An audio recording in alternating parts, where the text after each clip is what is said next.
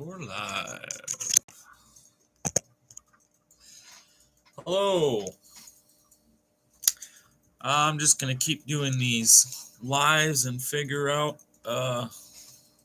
everything, I guess. So, another part of everything I like to do is this new AI stuff, learning as much about AI as I can and using it as a tool to better my life.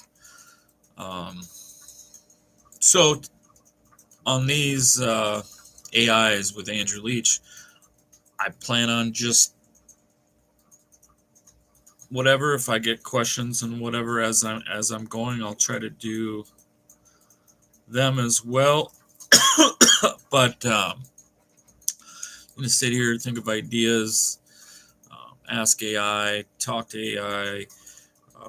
As AI grows, use them tools as well.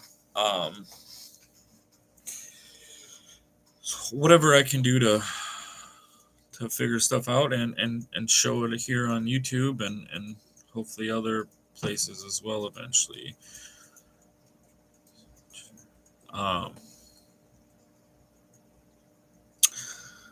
Like always, I'm figuring stuff out.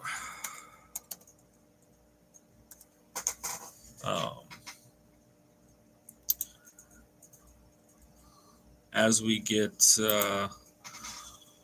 more and more, as I get more and more knowledge on all this stuff, obviously things will go better and whatnot. With that being said, not going to introduce myself too much on this live. Like I said, this is going to be pretty much me conversating with AI and learning what they know, asking questions, and whatnot. So this morning I've already been using AI to try to make some art and whatnot for my live streams and other future endeavors that I'll have.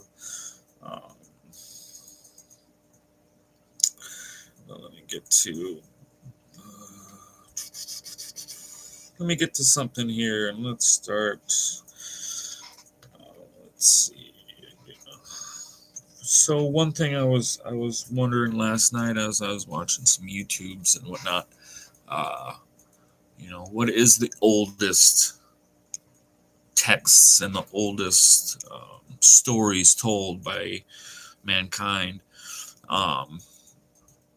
One thing I learned yesterday was the story of the seven sisters. That is a word spoken story. Supposedly can go back to maybe as far as 100,000 years ago, which was really interesting to me.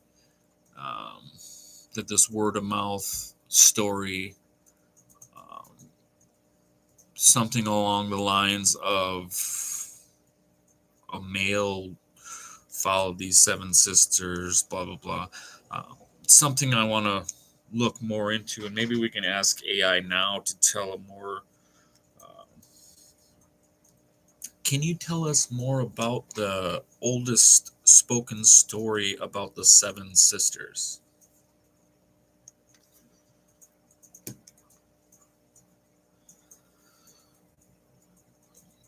That is a fascinating question that touches upon what could potentially be the oldest surviving oral tradition in human history. The oldest spoken story about the Pleiades, or the Seven Sisters star cluster, is not a single, universally accepted text, but rather a remarkable shared theme found across cultures that suggests an origin dating back as much as 100,000 years. Here are the key points about this ancient story. The story's core elements and extreme age. The hypothesis for the story's incredible age is based on a fundamental similarity between the myths of the Pleiades found in two vastly separated cultures, ancient Greek mythology and the dreaming stories of Aboriginal Australians. 1. The common theme. In both the Greek and Aboriginal traditions, the story consistently involves the Pleiades star cluster being identified as 7 young women/girls, the nearby constellation Orion being identified as a male hunter or young man, the male figure pursuing the female figures, a mystery surrounding a missing or dim sister, explaining why most people can only see 6 bright stars. The astronomical evidence, the 100,000-year connection. Today, the Pleiades cluster is clearly visible with 6 bright stars, though with exceptional eyesight, one can sometimes glimpse a 7th. Astronomers have calculated the, quote, proper movement, of the stars within the cluster over vast periods of time. Their simulations suggest that approximately 100,000 years ago, 2 of the stars, Atlas and Pleione, would have been significantly further apart, making them easily distinguishable to the naked eye as 2 separate stars. This would have made a total of 7 easily visible stars. This time period, around 100,000 BCE, corresponds to the time before Homo sapiens migrated out of Africa to populate Europe, Asia, and eventually Australia. 3. The hypothesis. The extraordinary similarity in the core plot elements across cultures that separated tens of thousands of years ago, Aboriginal Australians have been in Australia for at least 65,000 years, suggests that the story of the 7 sisters originated in Africa before the Great Human Migration. It was then carried and preserved orally as humans spread across the globe. Examples of the shared story. Culture. The Pleiades. The hunter/pursuer. The missing sister motif. Ancient Greek. The Pleiades, daughters of Atlas and Pleione, are 7 sisters.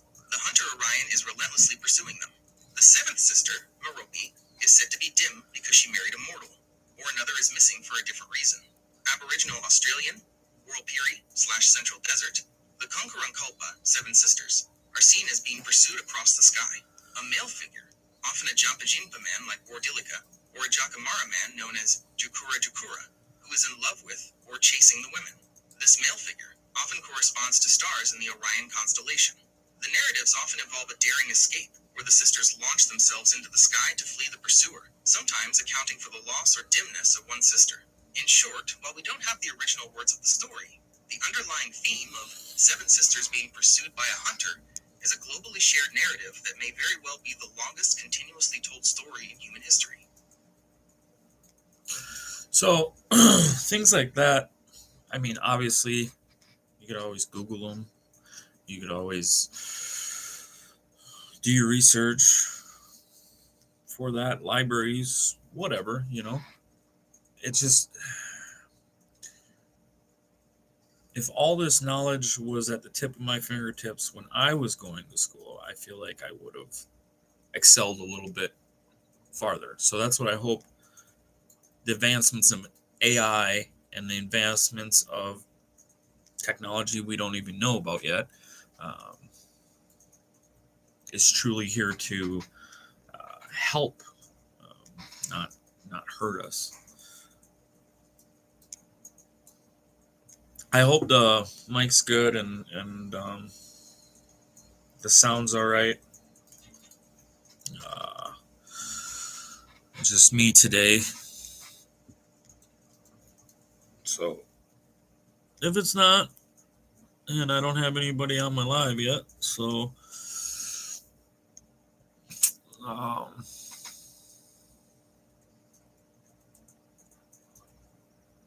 yeah. So maybe somebody will, and I will ask that. But with the AI, it's just crazy because you can, for one, talk, and it seems a little more humane. Obviously, not human. I don't know if humane's the right word either.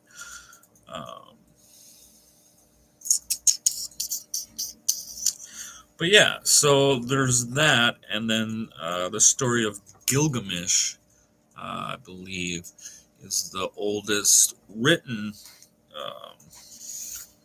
text or stone tablets. However, I mean, the knowledge that's in Google or whatever system backs a lot of these AIs, long as it's truthful and people aren't creating, which I'm sure will happen too, create AI to for one narrative or another. So,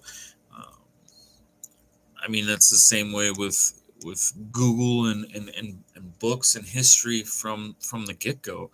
I mean, we only know what history wants us to know. just like the past where people tried to erase people from history, and I'm sure there's a lot of successful erased history.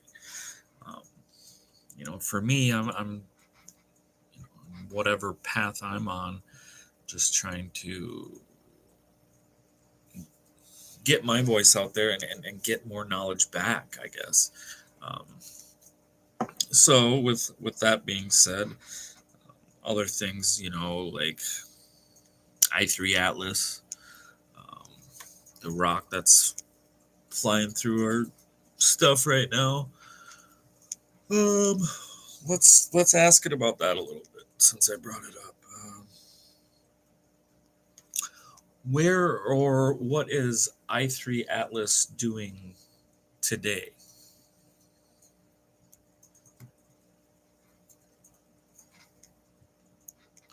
The object you are asking about, 3I/Atlas, is a comet and a fascinating interstellar visitor passing through our solar system.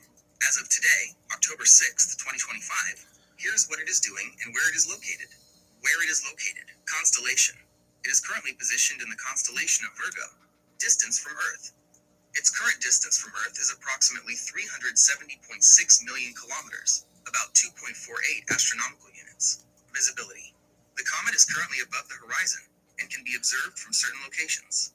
It rises at 9:09, reaches its maximum altitude, transit, at 14:14, and sets at 19:19.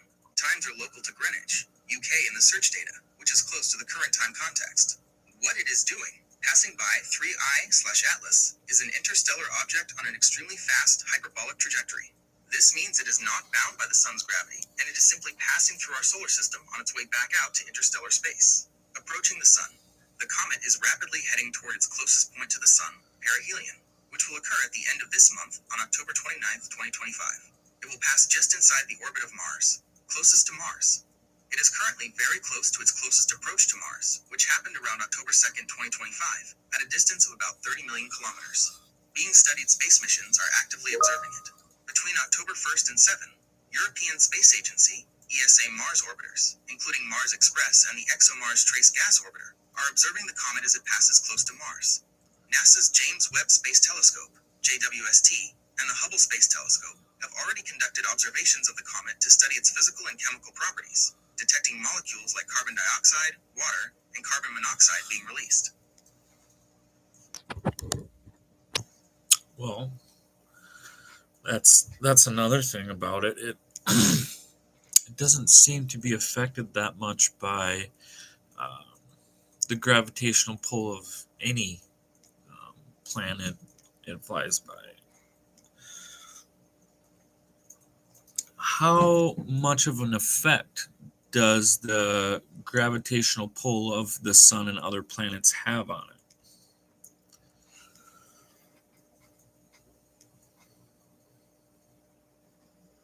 The gravitational pull of the sun and the planets has a significant, but not permanent, effect on 3I/Atlas. Because the comet entered our solar system moving so fast, at a velocity much greater than the sun's escape velocity, its trajectory is a hyperbolic orbit. This means it is not gravitationally bound to the sun and will eventually leave our solar system forever. Despite this, gravity still has a measurable and dramatic influence during its short visit. 1. Effect of the sun's gravity. The dominant force. The sun's gravity is the primary force shaping the comet's path while it is here. Acceleration and bending. The comet is currently falling toward the sun's deep gravity well. This causes it to continuously speed up, and its path to bend significantly around the sun. It entered the solar system with a speed of about 58 text-k-meter per second relative to the sun. It will reach its maximum speed of over 68 text-k-meter per second, about 245,000 text-k-meter per hour, at its closest approach to the sun, perihelion, on October 29th, 2025. Deceleration. Once it passes perihelion, the sun's gravity will begin to pull it backward, causing it to slow down as it climbs back out of the gravity well, eventually returning to its initial interstellar cruising speed as it leaves our solar system. Hyperbolic path. Astronomers measure the shape of its orbit using the orbital eccentricity, text E.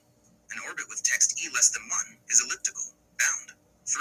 IATLAS has an extremely high eccentricity of approximately text E equals 6.14, which is the highest of any known interstellar object and confirms its hyperbolic unbound trajectory. 2. Effect of planetary gravity. The pull from the planets is much smaller than the sun's, but it is not zero. Planetary gravity causes small perturbations, tugs, on the comet's path. Close approaches. 3I Atlas is making relatively close passes to several planets during its transit. It passed closest to Mars on October 2nd, 2025. It will make close passes to Venus and Jupiter as well. Minor changes. While these close encounters do cause small gravitational perturbations on its path, the overall change to its hyperbolic, unbound orbit is negligible. The comet is moving too fast for the planets to capture it or drastically alter its exit path. Scientists are, however, analyzing these small gravitational effects, in combination with any non-gravitational forces from its outgassing, to precisely calculate its mass and composition. Okay. Well,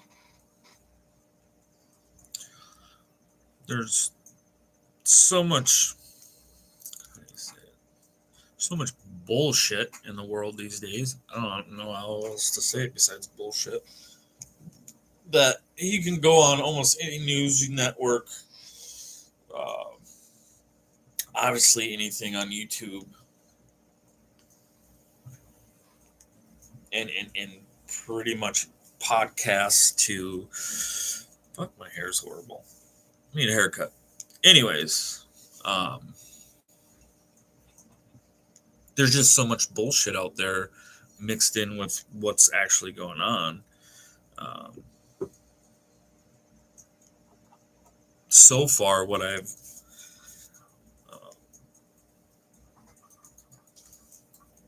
from this specific AI that I've used, it seems factual. 99% factual. But then again,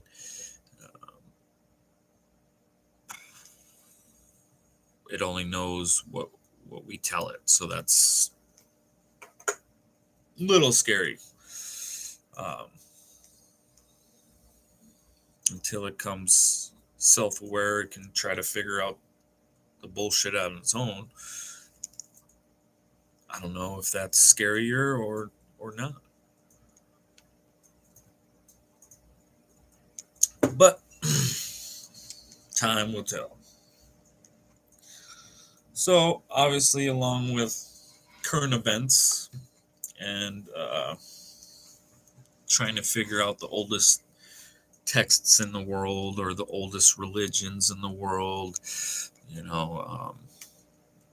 simple questions on, what religions were before Judaism, what religion, what did we all as humans believe in the mass before all that.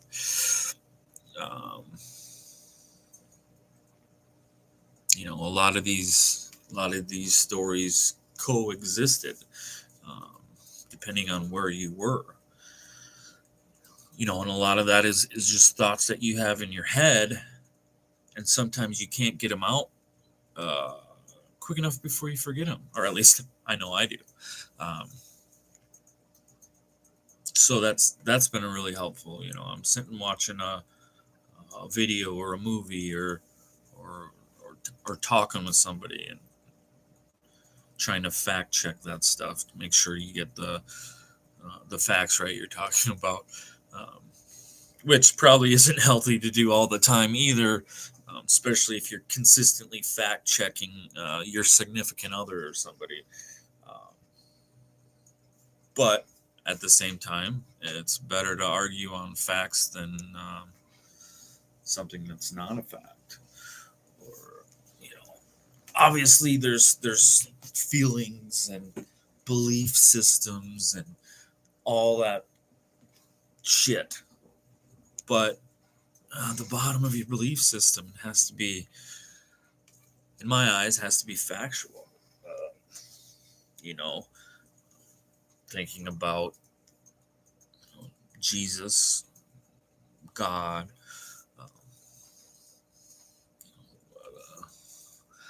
the God most of us believe in now wasn't even a thing.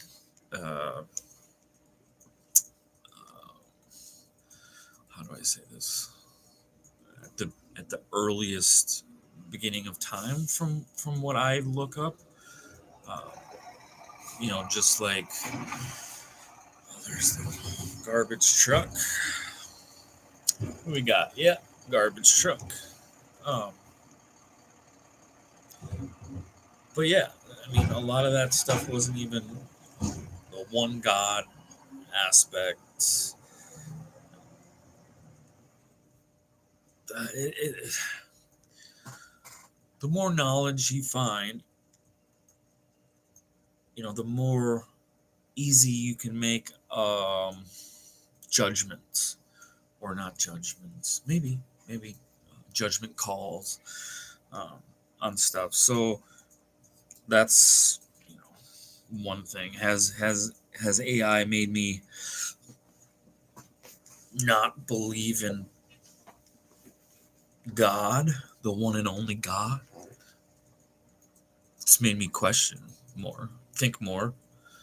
Um, you know, to believe in Zeus and stars and the stories we've created as man before that. Um, AI is giving me facts, that I didn't know about.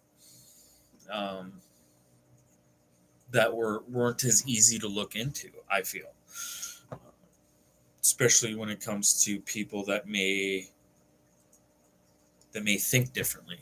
Um, maybe I'll grow a mohawk. Um, yeah. So just a few things, which I don't really want to go that deep down the rabbit hole. I just kind of want to talk more about AI on this one and use it for um, simple things. Let's give me the top 10 best things to do when you're planning to do a live stream. See if I've done any of them.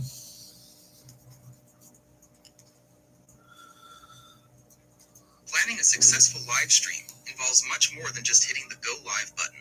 The best streams are those that are thoroughly prepared. Here are the top 10 best things to do when you're planning a live stream. The pre-stream planning checklist. Hash. Essential action. Why it matters. 1. Define your goal and content. What is the stream's purpose? Education? Entertainment? Sales? Q&A. A clear goal dictates your format, keeps you on track, and helps you measure success. Create a simple outline or run of show with key talking points. 2. Test your internet connection. This is the most crucial technical step. A strong, stable upload speed, minimum of 5 megabits per second for HD, but more is better, is essential to avoid lag and buffering. Use a wired Ethernet connection if possible, as Wi-Fi can be unreliable. 3. Invest in high-quality audio. Viewers will forgive poor video before they forgive poor audio. Get a dedicated external microphone, USB or XLR, and test it to ensure your voice is clear, crisp, and free of background noise or echo. Conduct a full practice run, dry run. Treat it like a dress rehearsal. Run the entire stream sequence, starting, scene changes, graphics, audio, ending, privately to a test platform. This finds and fixes technical issues before a live audience does. 5. Set the scene, lighting and background. Create a professional and intentional look. Ensure your face is well lit, good key light, without harsh shadows or glare. Your background should be clean, clutter-free, and relevant to your brand or topic. 6. Choose the right platform and settings. Select a platform where your target audience already is. Twitch, YouTube, Facebook, LinkedIn, etc. Confirm your stream key and check all privacy and broadcast settings, title, tags, description, before you go live. 7. Promote the event vigorously. Even the best content needs an audience. Announce the stream days in advance across all your social media channels and email lists. Include the exact date, time, and link to the live stream landing page. 8. Prepare interactive segments. Live streaming thrives on engagement. Plan moments to pause and respond to chat comments, run a quick poll, or host a live Q&A session. This makes the audience feel valued and keeps them watching. 9. Set up a backup and emergency plan. Have redundancy for critical components. What if your internet fails? Have a backup connection, like a hotspot,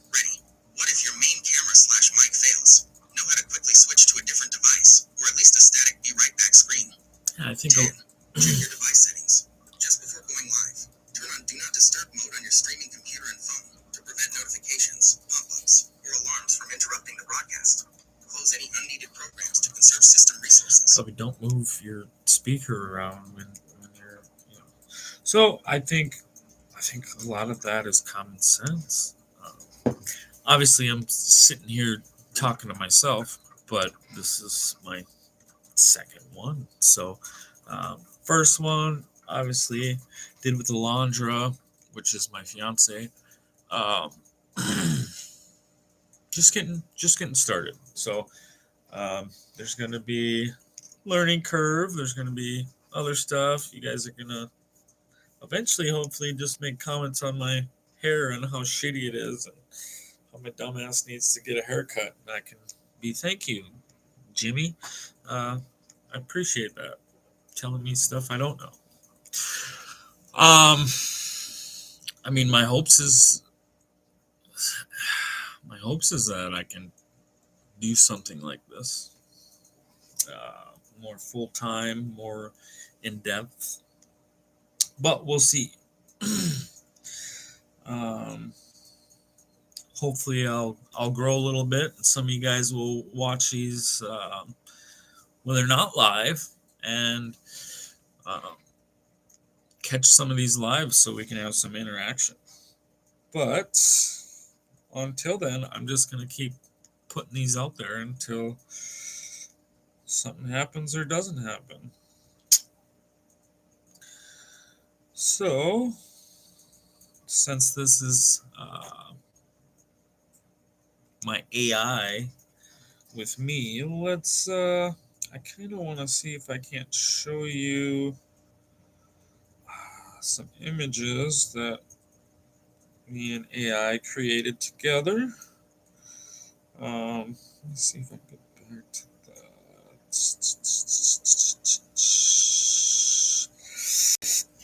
that. And this one in particular, it keeps everything you've ever talked to. It seems like, and you made an image of a mathematical god. Can you pull that back up?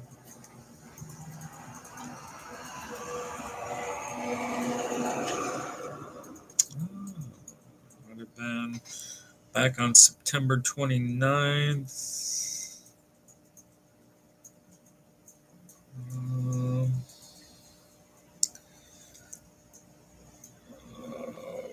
So much stuff it keeps too.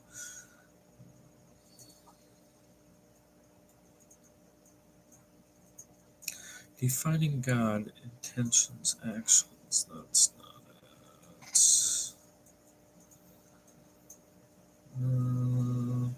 What's today?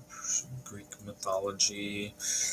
Oh, what was it under? Anyways, well, maybe we can do another one. Can you create an image of what would be considered a mathematical god? Oh, I'm in search. Oh, you gotta also know how to use it, Andy. Okay, let's create an image. A mathematical god. Just curious, Here's a description of a mathematical god. Oh, that's kind of cool. Probably tell who it is now. But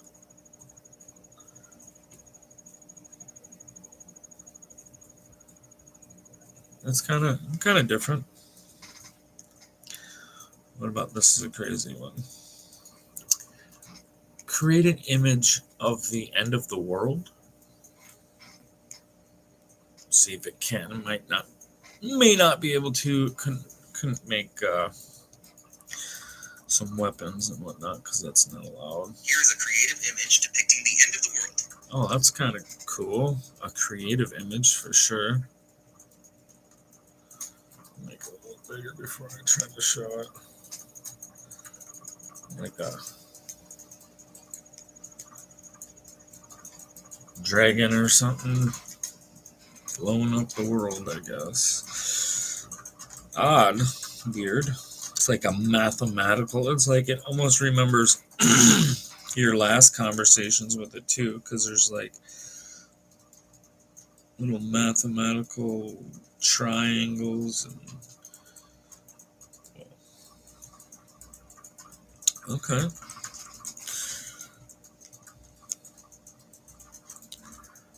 Let's see if you can create an image of the beginning of time. Who knows? These are kind of curious things to look at and try out. And why don't I do it with you guys? Here's a creative visualization of the beginning of time. So, that is what? Supposedly the Big Bang? Oh, I shouldn't have all that stuff reflected on there either. Probably not good. Is that stuff all yeah, probably should watch what reflects on this bitch. But alright, hopefully that didn't give you too much information. Backtrack and find it. Well, come find me. Alright, so let's see, what else? What else can it can put you on career paths, or how do I say this? If you wanted to do something specific with your life, it could give you steps to get there. Which as humans we can do this as well. Obviously, you sit down, you make your steps, write down goals and whatnot. Now, this is just another tool to when you do sit down and make your goals, you can, use it. I mean, I quit smoking a while ago, and I could have didn't. I just cold turkeyed. What are the top 3 best ways to quit smoking?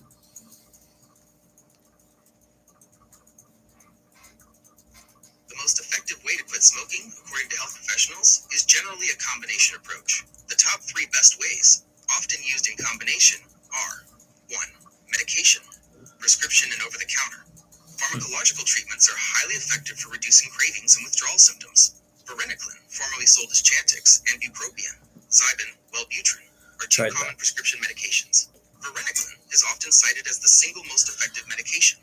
Nicotine replacement therapy, NRT, which is available over the counter and in some cases by prescription, includes patches, gum, lozenges, inhalers, and nasal spray.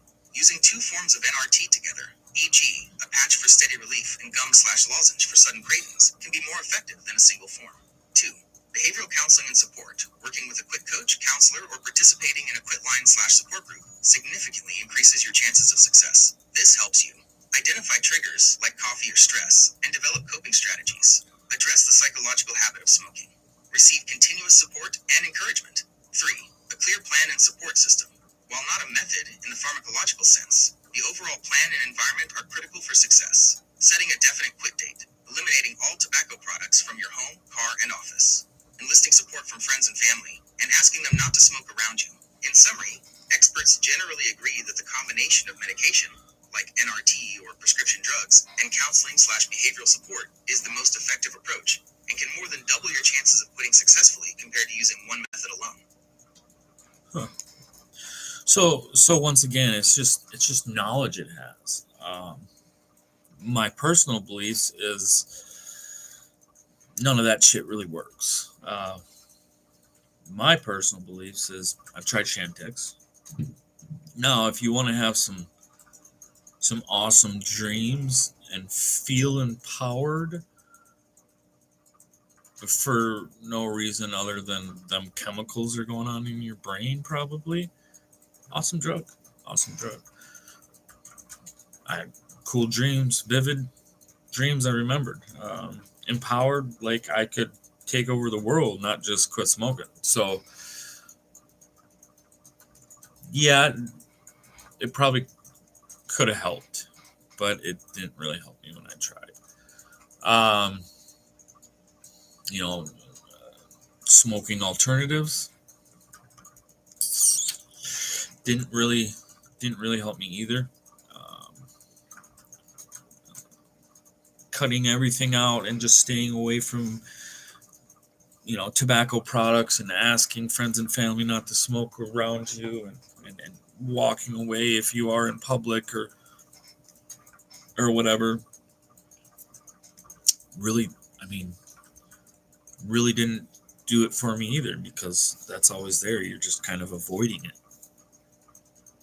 I think it's really just like it's like anything you do. You gotta want to do it. You gotta want to do it, and then if you really really want to do something as a human, you do it. Um,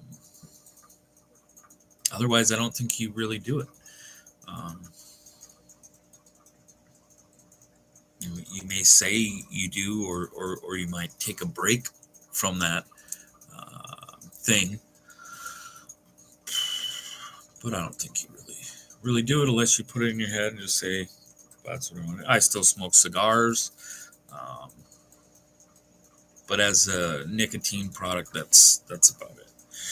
Um, so, like I said, AI gives you lots of ideas you can put in line that works with your own process. Um, Another thing I brought up in my first stream, I think it was like the top three things Trump was doing or something like that. Um, it was just nice to have that instant. Hey, these are what's going on. Government, which I knew the government was shut down from mainstream news and everybody else, but a couple facts that to go along with it's nice compared to what your friends might say or what you might hear in social media or whatever. So that's another thing. Now, the scary side of that is, okay, let's just use this reference. Let's say Palestine makes an AI, puts it out there worldwide, and let's say Israel makes an AI and puts it out there worldwide. Now, is the truths going to be swayed to one way or another? Probably. Now, as a worldwide organization, we should probably not let that occur. Um, Whether that's an AI to keep them AIs in check, or what it is. Um, I think the world is going this way, no matter uh, what we want to do with it. Whether if the majority of people did not want this, I think it would still move forward. Um, and I don't think that is the case. I don't think the majority of people are scared of AI or don't want AI. I think the majority of us do want AI, and we do want it to better our lives as humans. Um, Maybe make some shit easier for us. We've had it hard for a really long time. Uh, I mean, we probably got it the easiest we've ever had now, at least in USA, Britain. You know, maybe not Russian Ukraine right now, but it's always like it's really weird to me. Like, and this is off topic of AI, but for the place where God and all these other gods were, and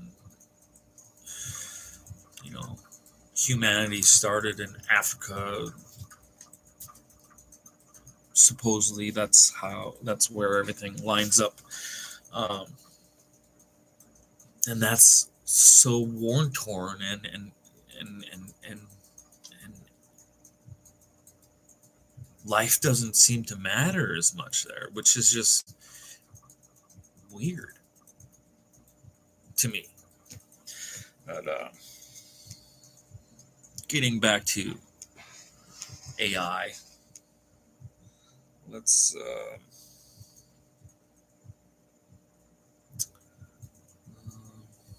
let's ask it about the human memory. I don't know. That's a problem with me. I wish I had a couple viewers because then I could take some questions from you guys and we could talk about it a little bit. But maybe next time, if you like, what do they say? Hit the bell and get the notifications and stuff. Then when I go live, and then we could talk.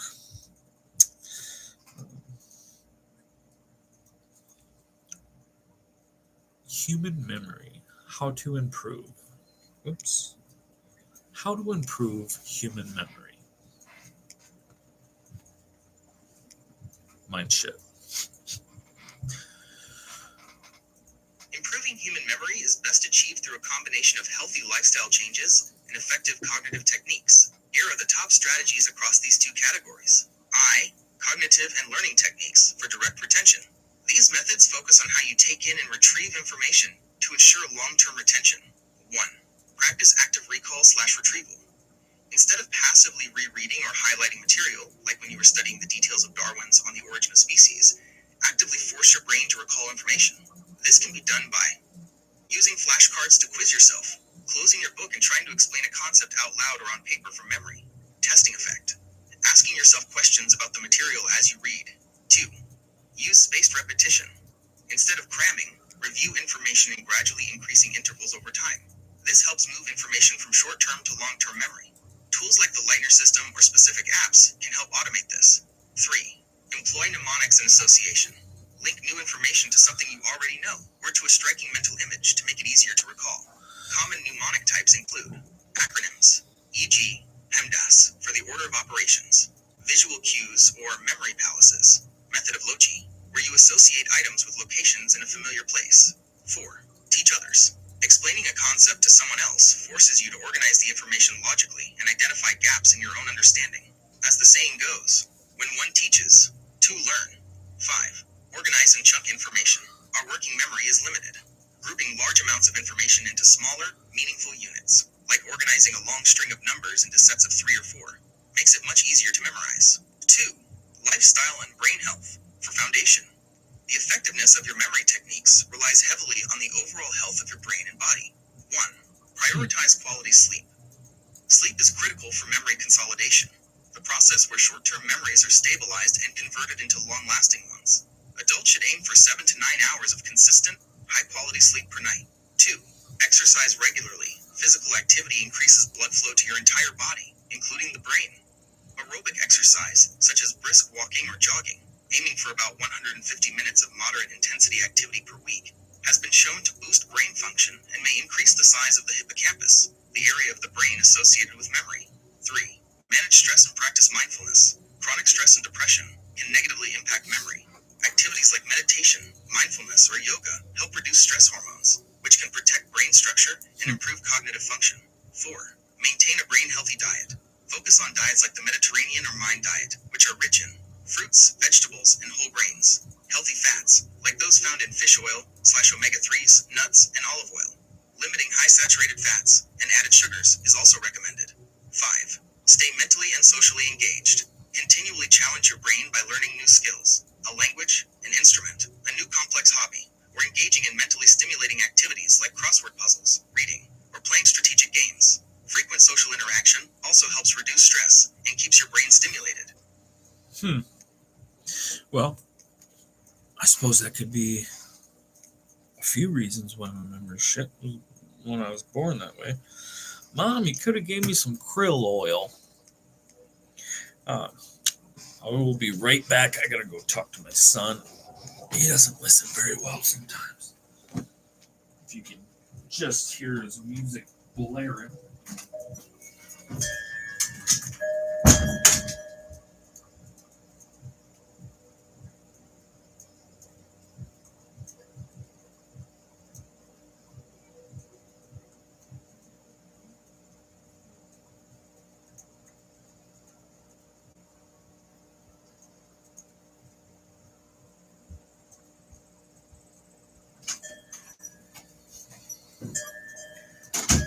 perfection.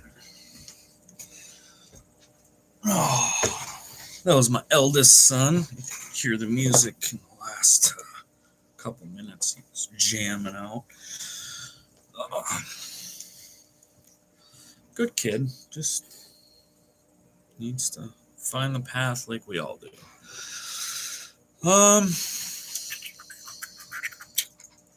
Well, I don't know what else. I think I'm gonna do these ones again.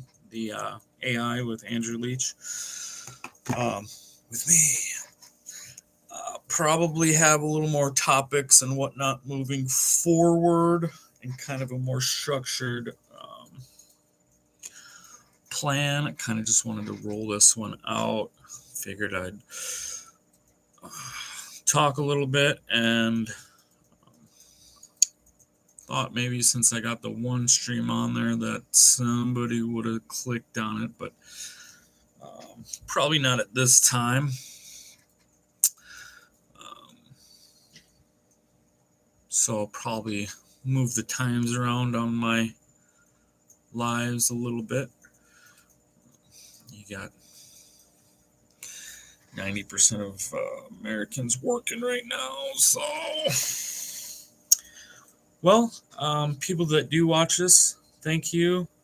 Try to join me live next time. Don't forget to like and share and follow and share some more. See ya. Find a